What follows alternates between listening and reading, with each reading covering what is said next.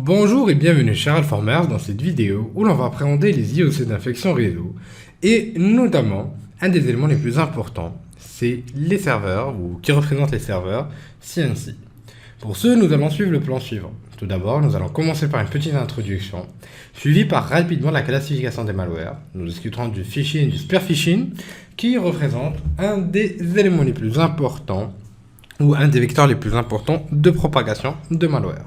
Nous verrons aussi les serveurs CNC et nous finirons par un lab où nous discuterons des vecteurs ou des indicateurs de compromission d'infection réseau via Wireshark.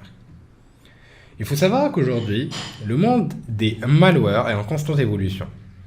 Ils sont donc de plus en plus sophistiqués, de plus en plus pointus et surtout, les équipes ou les groupes, on appelle ça beaucoup plus des groupes que des équipes, sont de plus en plus structurés. D'ailleurs, il existe plusieurs groupes connus donc pour leur affiliation étatique ou encore politique et même activiste pour être plus général, tels que le groupe APT34 qui va concerner donc tout simplement le groupe iranien, l'APT10 les Chinois, l'APT38 les Coréens ou encore le Fancy Bear, l'APT28 qui représente le groupe le plus connu et le plus compétent par bien sûr réputation. APT représente tout simplement une abréviation pour Advanced Persistent Threat, ou menace persistance avancée. L'objectif de ce type de menace, et qui représente les menaces 2.0, est principalement de rester le plus furtif possible et de persister dans le temps, afin de pouvoir exfiltrer des données et donc espionner la victime. C'est des malwares qui sont assez sophistiqués et qui ont pour objectif donc, du cyberespionnage, du cybersabotage, mais surtout et encore surtout, donc de l'exfiltration d'informations dans le temps. Avec aujourd'hui l'internationalisation de la cybercriminalité, mais aussi de la démocratisation des techniques donc, de création de malware, notamment via la mise en place de malware as a service, le cyberespionnage est aujourd'hui beaucoup plus actif que jamais. On retrouve donc plusieurs groupes qui sont de plus en plus présents dans le monde et qui ont pour principal objectif de collecter un maximum de données. Des groupes assez connus tels que APT21 qui collectent des téraoctets de plus de 140 entreprises. Bien sûr, il existe différentes catégories de malware qui peuvent être exploitées. D'ailleurs, on a les virus, qui est la première version ou la première catégorie la plus connue, mais qui est de moins en moins active. Donc, les virus qui représentent donc tout simplement des malwares ou une catégorie de malware. Les virus qui nécessitent généralement une interaction humaine et qui ont pour objectif de pouvoir se répliquer ou s'auto-répliquer au niveau de la machine pour y affecter ou pour y amener un maximum de dégâts possible. À savoir que le virus est quelque chose qui est complètement dépassé. Contrairement aux vers qui sont un petit peu plus intelligents que des virus et qui n'ont pas besoin d'interaction humaine pour se propager. À ce moment-là, les vers vont pouvoir se propager directement sur le réseau, donc de manière indépendante. Et qui peuvent avoir bien sûr différents objectifs. On a les spyware, donc ou les adwares qui sont généralement associés à des keyloggers. Donc les spyware qui représentent donc tout simplement donc des logiciels malveillants qui visent à pouvoir donc vous espionner et collecter un maximum d'informations sur votre machine, sur vos mots de passe, votre activité, ainsi de suite. Les adwares, quant à eux, représentent donc des publicités malicieuses visant à vous amener, par exemple, sur un site de phishing ou autre. On a les rootkits, qui, eux, ont pour objectif de pouvoir amener à avoir un accès root, mais aussi de rester le maximum furtif possible, et bien sûr de pouvoir ouvrir une porte dérobée. On a aussi les botnets, qui consistent tout simplement en une infection réseau. On a aussi les botnets qui consistent tout simplement à une large infection de plusieurs machines sur un réseau, donc le réseau globalement sur Internet. Donc des infections qui vont pouvoir transformer les machines infectées en machines, ce qu'on appelle des machines zombies. Ces machines zombies-là représentent donc tout simplement des machines qui ont été infectées et qui vont pouvoir être exploitées par un attaquant pour divers objectifs. Ça peut être tout simplement des objectifs de déni de service distribués ou encore du crypto mining ou même du déchiffrement de mots de passe. On a bien sûr les ransomware qui sont les plus connus ici et qui vont servir beaucoup plus à pouvoir chiffrer vos données et ensuite vous demandez une rançon afin de pouvoir déchiffrer ces dernières. Et bien sûr, les crypto-miners qui sont des malwares qui cherchent beaucoup plus à exploiter vos ressources afin de pouvoir miner le maximum possible de crypto-monnaies. Le phishing est donc la méthodologie favorite pour ces attaquants pour pouvoir déployer ces différents malwares. Bien sûr, il faut bien séparer entre le phishing et le spear phishing. Donc, le phishing, généralement, c'est l'envoi d'un mail piégé de manière aléatoire à un maximum d'adresses possibles et attendre donc tout simplement qu'un malware puisse se faire piéger ou pas.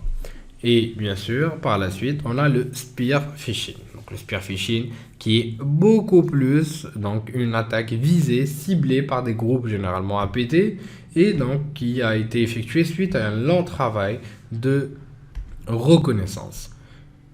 Chaque malware, une fois qu'il est donc directement mis, donc il est installé sur une machine, va pouvoir donc communiquer avec ce qu'on appelle un serveur CNC, un serveur de command and control ou commande et contrôle. À ce moment-là, l'attaquant va pouvoir manipuler toutes les machines infectées à travers ce serveur de commande et de contrôle afin de pouvoir donc tout simplement envoyer des spams, exfiltrer des données, miner ou encore envoyer des dénis de service distribués. Et donc, à un moment ou à un autre, ces machines donc infectées vont communiquer avec les serveurs CNC. Et c'est un des éléments les plus importants pour nous en tant que chercheurs. Donc, c'est que à ce moment-là, il faudra effectuer notre maximum pour pouvoir intercepter via Wireshark les différents domaines concernés, mais aussi via d'autres techniques d'analyse réseau. Mais à ce moment-là, Wireshark est largement exploitable afin de pouvoir identifier donc différents indicateurs de compromission réseau. Dans ce premier exemple, nous allons donc redécouvrir l'exemple qu'on a pu voir ensemble au niveau de T-Sharp lorsqu'on a pu intercepter ensemble des domaines malveillants. Dans cet exemple que je vais vous montrer, nous allons afficher donc, tout simplement tout d'abord ou effectuer tout d'abord un filtre sur donc les requêtes HTTP, donc les requests. Et ce qui m'intéresse, c'est d'afficher que les fields. Le -t ne me permet d'afficher que des champs bien spécifiques. Donc là, si je fais donc, tout simplement, ou je regarde les options, je peux voir directement que le -t me permet donc tout simplement de spécifier le format d'output. Dans mon cas, je vais afficher des champs bien spécifiques. Donc là, je vais choisir fields. -e en spécifiant le champ qui m'intéresse. Par exemple, là, dans mon cas, je vais afficher les champs ou le champ HTTP, host, excusez-moi, pour afficher les autres qui sont présents au niveau de la capture que j'ai récupéré ici. À partir de là, je vais faire un sort pour pouvoir les ordonner et je vais tout rediriger vers donc un fichier qui s'appelle domain list. Donc là, j'ai oublié, donc j'ai utilisé ici un -r, mais il est déprécié, donc là c'est une ancienne option. Donc là, je vais utiliser l'option -y plutôt, donc dans mon cas d'ailleurs. Et là, je peux afficher le contenu de domain list, comme vous pouvez le voir. Et j'ai la liste des domaines concernés. À ce moment-là, je peux par exemple donc combiner ou croiser les résultats donc de mon domaine ou des différents domaines qu'on retrouve sur une... donc là, c'est juste un use case, un petit exemple. Donc les différents domaines qu'on retrouve sur une capture avec par exemple donc une liste de domaines malicieux. Donc dans ce cas-là, je peux faire un grep-f domaine list et en fait j'ai un ensemble de domaines malicieux au niveau du fichier malware domains. D'ailleurs, je vais vous montrer malware voilà, domains. Et là, c'est un ensemble en fait de domaines malicieux donc, par rapport à ou relatifs à des malwares. Donc du coup, ce que je vais essayer de faire, c'est un petit grep pour pouvoir voir s'il y a des domaines contenus dans ma capture qui sont répertoriés comme malicieux. Et donc effectivement, ce domaine l'est. Et donc on est devant un domaine malicieux. Et donc là, on peut rapidement jouer avec ça pour pouvoir détecter donc tout simplement des signes de compromission au niveau des captures réseau. Bien sûr, on va voir tout ça par la suite de manière plus détaillée. Je vous dis merci de votre confiance et à la prochaine vidéo. Dans ce second exemple, nous allons découvrir quelques activités réseau du malware TrickBot. Nous effectuons d'abord un petit filtre de base qui va donc nous permettre de récupérer les filtres HTTP, les handshakes SSL, et bien sûr de nous débarrasser de tout ce qui va être relatif au port 1900 côté UDP. C'est-à-dire, je me débarrasse de l'SSDP. Donc là, je peux faire un UDP port comme ceci, sinon je peux faire aussi SSDP ici. Au niveau de statistiques, ensuite HTTP et requêtes, nous pouvons visualiser donc les différents domaines qui ont été exploités par donc notre malware. Et on remarque sur VirusTotal qu'il a déjà été connu ou spécifié comme email relatif à du phishing. On continue maintenant notre analyse avec la deuxième requête. Donc là, le petit fichier ou la page PHP demandée. Donc pareil, je fais un follow HTTP stream ici. Et là, bingo, je remarque donc l'entête d'un fichier donc exécutable. Donc le nom du fichier qui est le suivant. Je peux récupérer l'exécutable aussi qui a été envoyé. Ou récupérer. Save. Voilà, je le mets dans le même dossier. En utilisant un petit file sur solar.php, on trouve bien que c'est un exécutable. Donc, et je vais récupérer aussi son hash pour vérifier s'il est déjà connu. Je reviens sur VirusTotal.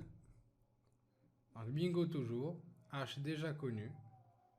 Et je pense que pareillement sur AppInRun, il doit être déjà connu. Donc comme vous pouvez le voir, c'est le premier stage de TrickBot qui va aller récupérer. Donc là, on a aussi les détails, mais on a déjà le fait qu'il est répertorié comme TrickBot ici, avec le flux d'exécution de ce dernier. Le trafic post-infection maintenant va consister principalement en un trafic HTTPS, SSL ou encore du TLS. Non, principalement sur des ports 443, 447 et 449. En analysant notre trafic, nous remarquons aussi quelques requêtes un peu bizarres allant sur le port 8082. En effectuant un HTTP follow stream, on remarque, donc regardez ici, récupérant les mots de passe donc de sites tels que ici New York Times, on a le nom d'utilisateur et le mot de passe qui a été envoyé vers le serveur. Et là, on remarque Chrome Password ainsi que d'autres éléments. Donc, par exemple, ici New York Times, d'autres noms d'utilisateur et mot de passe. Donc là, il n'y a pas eu de mot de passe dans ce côté-là, mais en haut, on remarque d'autres passwords en haut. Pareillement, au niveau de la deuxième requête, on retrouve donc un ensemble d'informations qui ont été envoyées suite à une commande proclist qui affiche la liste des processus. En descendant un petit peu plus en bas, on a vraiment toutes les informations sur la machine qui ont été exfiltrées. On tombe aussi sur une requête, regardez, avec une récupération d'un fichier PNG. Mais on va essayer de faire un follow HTTP stream pour vérifier si c'est vraiment un PNG. Et comme vous pouvez le voir, ceci est un exécutable et non un PNG.